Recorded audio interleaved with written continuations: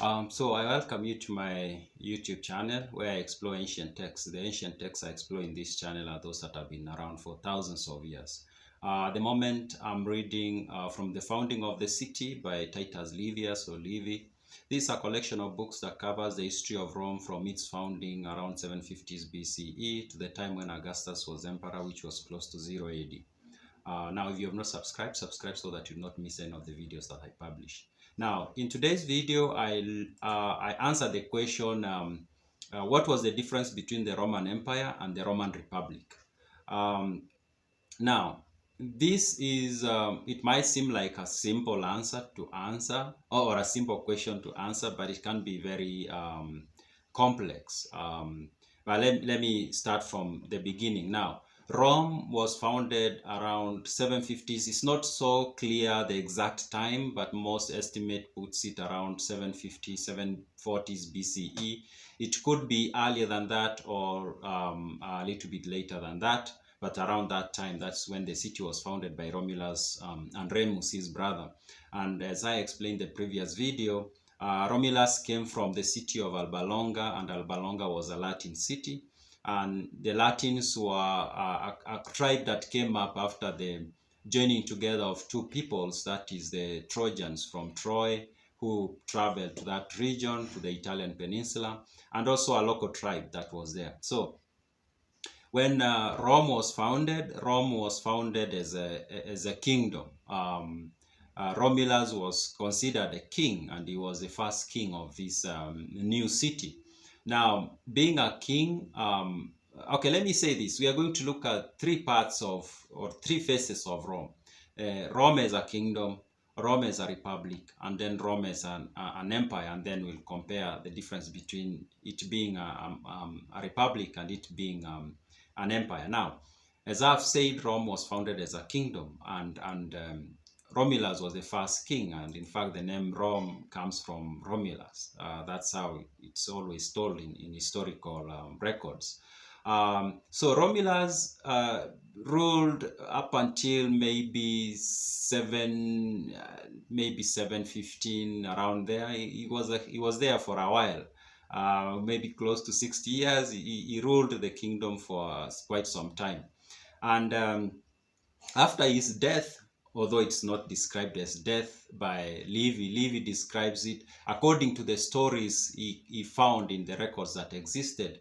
It is told that Romulus did not die, that Romulus went to heaven.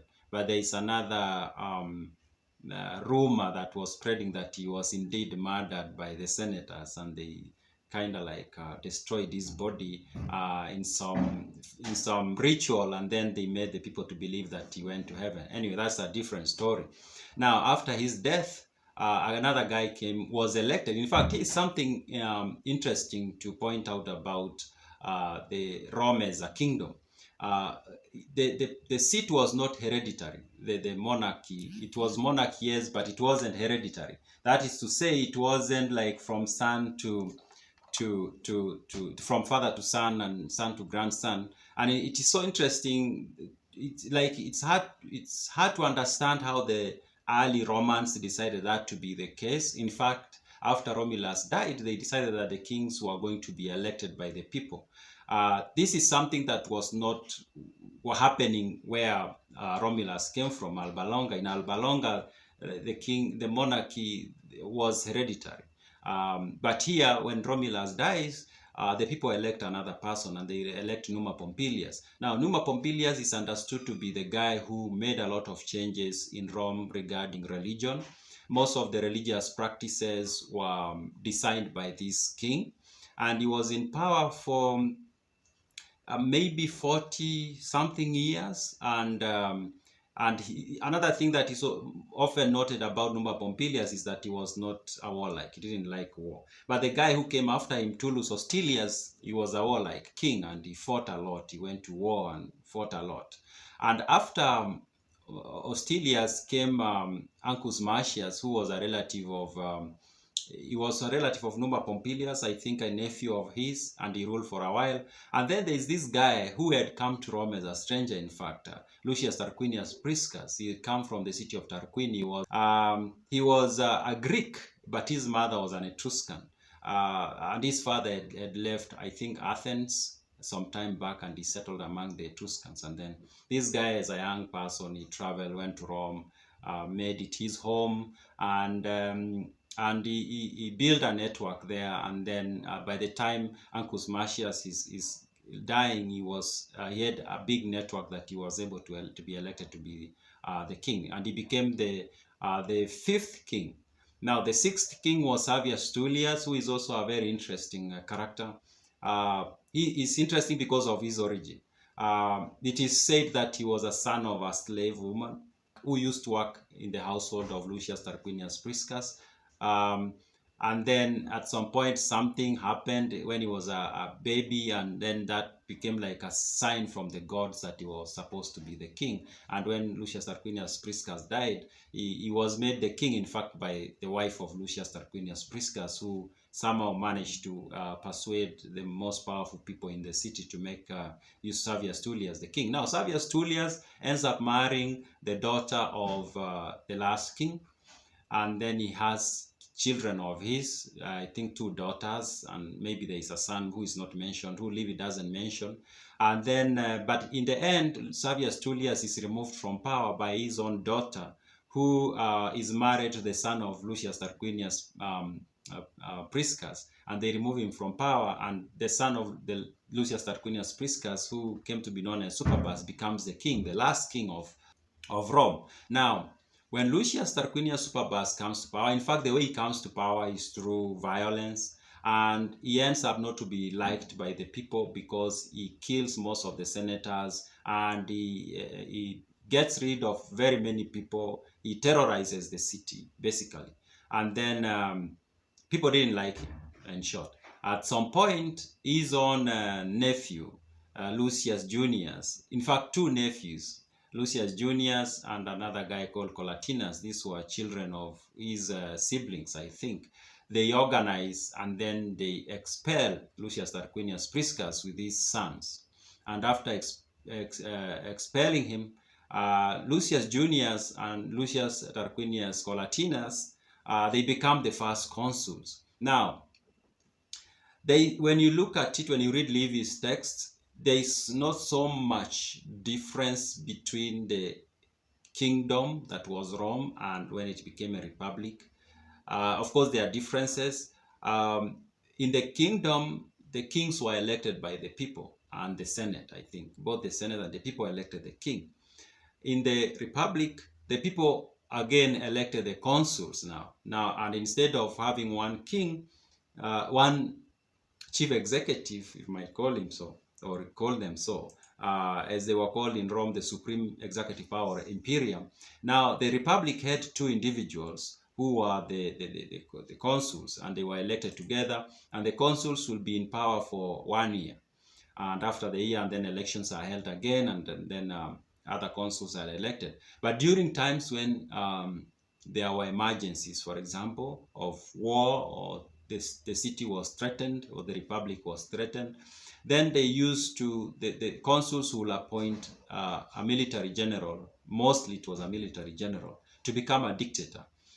So the dictator would be appointed and confirmed by the Senate, and they will be in power for, mostly it was not more than 6 months, a very short time, and then they will hand over the power to the consuls. But the Senate would have more powers than the consuls. In particular, the decisions they made were not subject to be overruled by the Senate.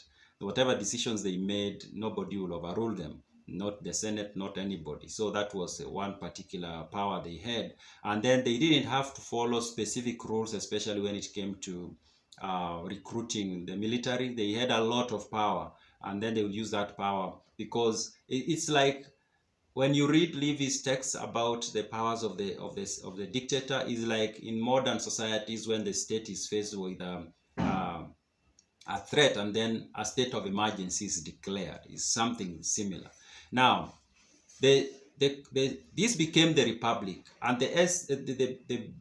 the basic of it being a republic is that the people got to have more power or more say in how the affairs of the state were carried out. They will They will vote or elect officials. They would, in public assemblies, legislate. In fact, the people used to legislate at the public assemblies, as compared to the previous, when the Rome was a kingdom, when the king had a lot more powers when it comes to legislation. In the Republic, one major difference is now the people will legislate more. They call it the comitia coriata, will legislate more than anybody else. The consuls will not so much legislate. They will just carry out the instructions of the people and the Senate. Now, the Republic survived from around 500 BCE to around 27 BCE. Now, what led to the fall of the Republic? When you read Livy's books, one thing I found to be very interesting, I've always thought that modern societies are organized in a way that could be the best ever seen by humans in history. But when you read how the Roman Republic was organized, I would say its organization was, we can even say, much better than what we have in most countries today. How powers was distributed, how power was exercised, the responsibilities, how people who got into office were limited in their actions so that they don't go overboard. So the state was kind of protected from excesses that could happen, especially when it comes to holding power.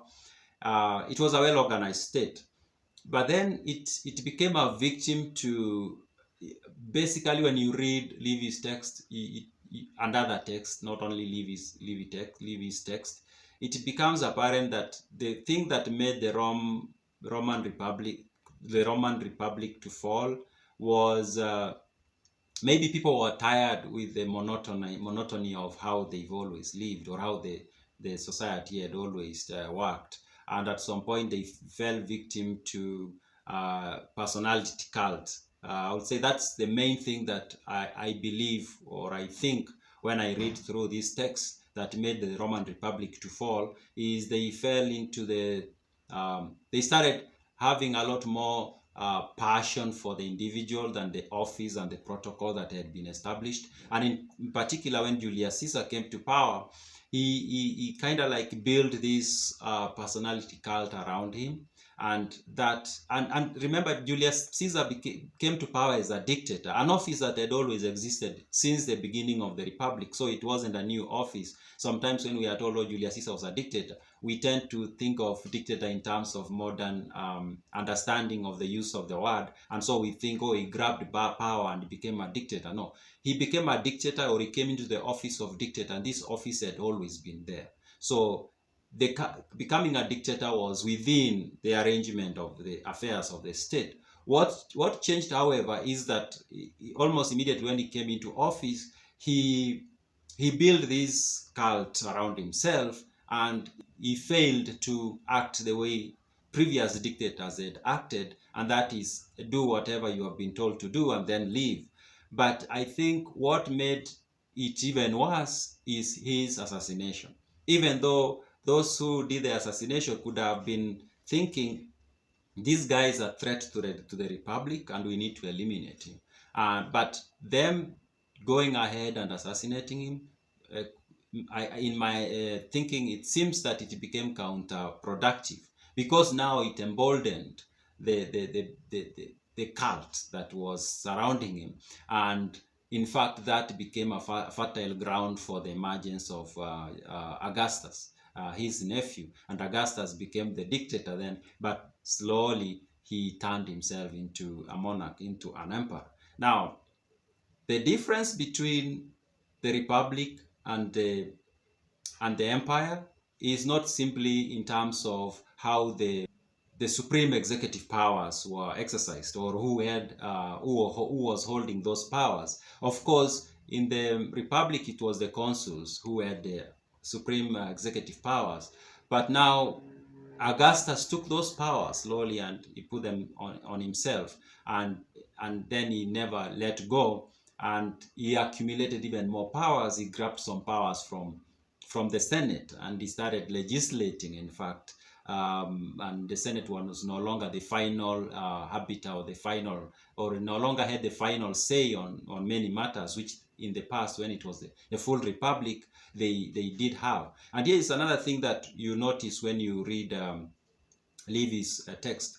The change from the republic to the empire was not abrupt, and it's not smooth, it's not so clear. You might think that it was just one day they were a republic and then the next day they were an empire. No, no, no. It was, in fact, I believe, or I think, the people who lived during that time, most of them did not even notice the change. And here is why.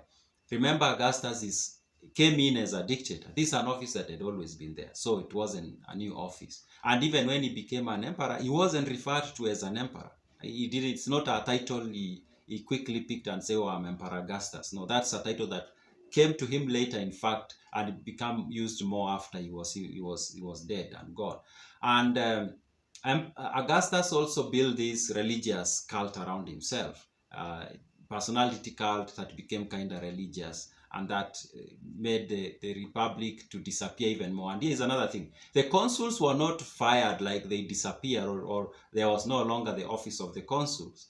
The consuls continued to be elected, but now they did not have any powers. They became like just ceremonial office holders who did not have much political power or military say anyway. They were just there. Some people are elected to be consuls. So if you lived during that time, you would not have noticed the difference. Maybe you would have been like, oh, Augustus is the dictator who has stayed longer than most of the other dictators who came before him. But you would not have likely thought, oh, we are now in an empire and not in a republic. I don't think that's how it played out. But another big difference between the republic and empire is that the region, the geographical region. The republic, for the most part, confined itself to the city. And even when they conquered other lands, they preferred just focusing on the matters within the city and the people in the city. But now the empire, when Augustus came and the emperors that came after him, they started grabbing more land and making it part of the Commonwealth. And so we can say the empire became a bigger piece of land, and in fact it became so big at the end of it, it covered almost the entire of Europe. Of course, we are talking about now the empire that became Christian conquered the entire of Europe and some parts of Asia and Africa. But the difference would be, of course, the power went to this dictator who then became an emperor, even though the office of dictator had always been there. And also, this emperor started exercising more powers, including legislating, a role that had always been with the senators. And also, the region it covered was a much bigger piece of land than what the republic had covered. And of course, that also means the number of people who were citizens of the empire was big, way bigger than the number of citizens who are, or number of the citizens of the republic.